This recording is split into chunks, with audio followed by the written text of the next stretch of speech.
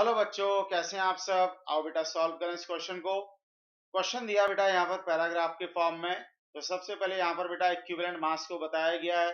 Equivalent mass क्या होता है, किसी एसिड का या किसी बेस का या किसी ऑक्सीडाइजिंग एजेंट का इक्विवेलेंट मास हम कैसे फाइंड करते हैं। तो ये सारी चीजें यहाँ पर बेटा मेंशन्ड है जो कि आपको पता है और हमें इनकी कोई रिक्वायरमेंट यहाँ पर नहीं होगी। जो हमारा क्वेश्चन यहाँ पर दिया हुआ है, आइए बेटा क्वेश्चन को हम लोग सॉल्व करते हैं। क्वेश्चन बड़ी आसानी से सॉल्व हो जाएगा। क्वेश्चन को हम केयरफुली पढ़ेंगे, रीड करेंगे। क्वेश्चन की लैंग्वेज को हमें केयरफुली रीड करना, बड़ी आसानी से झट से क्वेश्चन सॉल्व हो जाएगा। The question is equivalent weight of oxalic acid salt in following reaction is. एक रिएक्शन दिया बेटा यहाँ पर H2C2O4 लिखा हुआ है। ये हो गया हमारा ऑक्जेलिक एसिड, ठीक है बेटा। और इसका रिएक्शन करा रहे हैं कैल्शियम हाइड्रोक्साइड के साथ, जो कि बेस है हमारा, अल्कली है। तो ये अल्कली के साथ रिएक्शन CaOH होल ट्वाइस के साथ, और जो प्रोडक्ट यहाँ पर बन रहा है वो ये CaC2O4 प्लस बेटा बन रहा है H2O। ये बेटा रिएक्शन गिवन है, ठीक है। और हमें फाइंड आउट करना है इक्विवेलेंट वेट, ठीक है बेटा।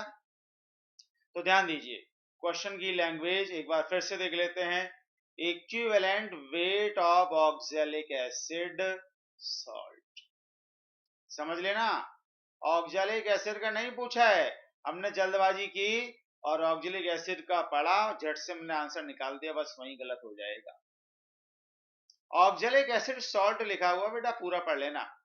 ये ऑक्जेलिक एसिड है और ये अल्कली है कैल्शियम हाइड्रोक्साइड। ये रहा बेटा ऑक्जेलिक एसिड सॉल्ट, जिसमें कैल्शियम डाई पॉजिटिव होता है, आपको पता है, और C2O4 डाई नेगेटिव होता है, ठीक है बेटा।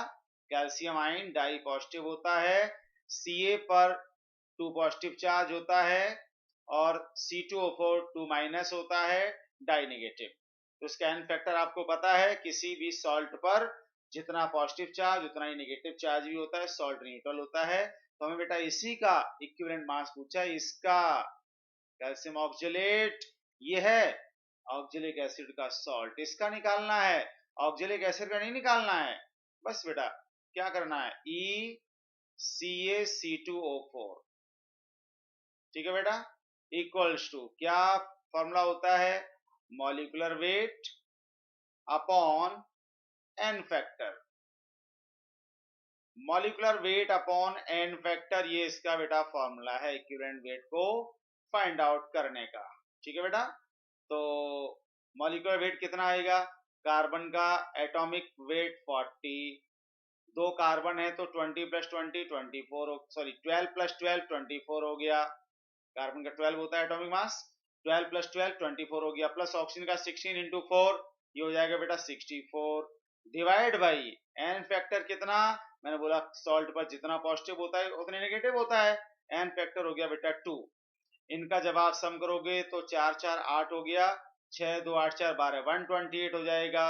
तो 128 डिवाइडेड बाई 2 कितना आ गया बेटा, 64 आ गया। 64 कहाँ दिया हुआ है, ऑप्शन सी में दिया हुआ है। अगर मैं बेटा यहाँ क्लिक करूंगा तो स्लाइड ही आगे भाग जाएगी, इसलिए मैं वहां क्लिक नहीं कर सकता। So final answer of this question is 64।